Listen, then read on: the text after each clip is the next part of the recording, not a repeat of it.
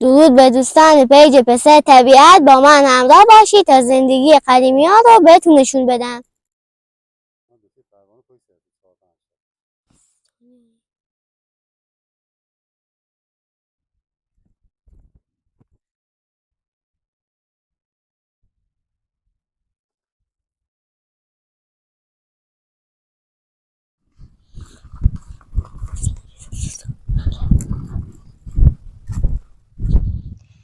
این ساروجه که از طریق تخم مرغ و گل پخته و پشم گوسفند ساخته می شده که از سیمان بسیار بسیار محکم‌تره.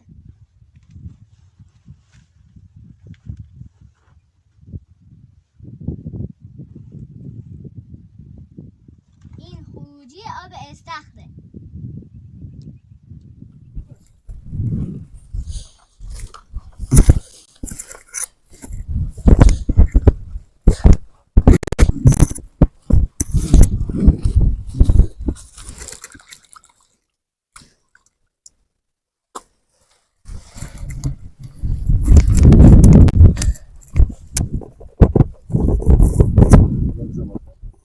این چشمه‌ایه که حدود 100 سال پیش احداث شده و این حدود 4 کیلومتر میره پایین. بیاین بریم بالا سرچشمه بهتون نشون بدم.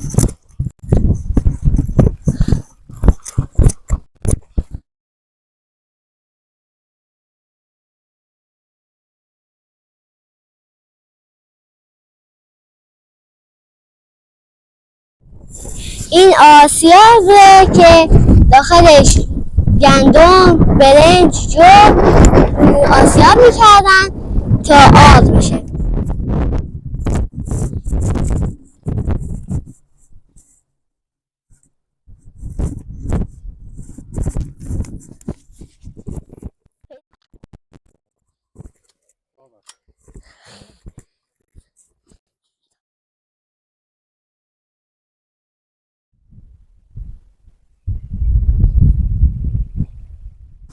دوستان بالاخره رسیدیم پیش سرچشمه. این هم از سرچشمه ما هست. اینجا قناتایی که از طریق این قنات آب تو سرچشمه از چشمه هم میره تو استخر که میخوام بهتون معرفی کنم. متاسفانه خشکسالی شده، آب بسیار کم. این هم قنات ما. اون جوب 100 سال پیشه که بهتون میگم. الان این جوبه که من در روش میرم روش برسیدم، این جوب زمان شبانکاره و سلجوقیان هست. بیا تو با هم دیگه بریم استخر زمان شبانکاره بهتون نشون بدم.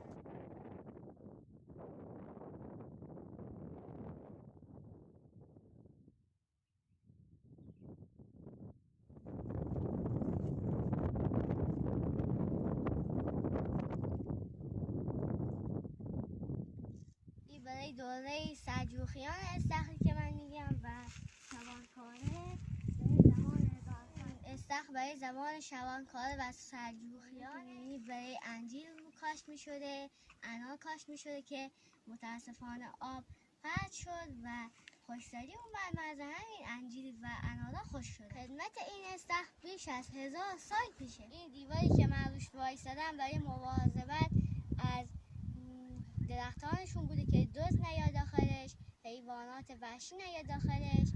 این که الان می‌بینید قیمتش بسیار بالاست و ممکنه.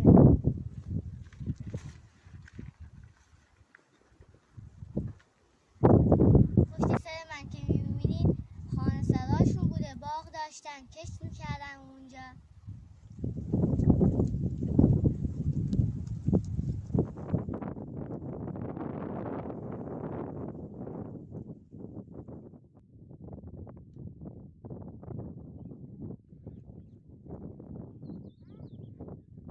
آباشخور حیوانات بوده که متاسفانه به دلیل خشکسالی این آباشخور خشک شد و حیوانات دیگه نتونستن آب بخورن.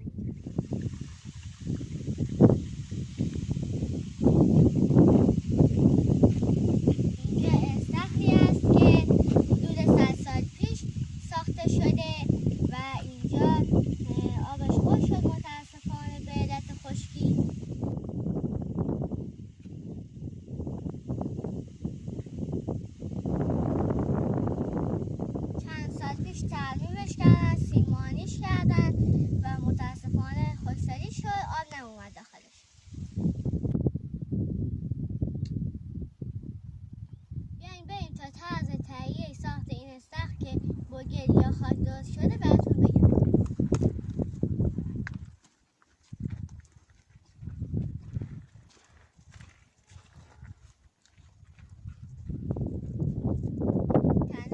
که خاک داخلش میپختن و تبدیل به ساروج میکردن و ساروج رو میبردن و میزدن به بدنه استخر.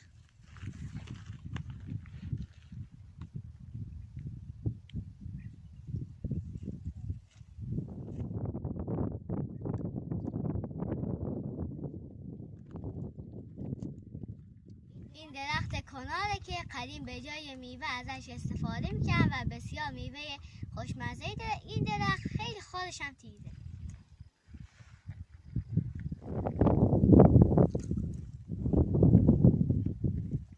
به مزه تاش مزه داره، جاتون سبز. این تک درختیه که از چند سال پیش مونده اینجا. قبلا انارستان بوده، این تنها درختشه که مونده اینجا.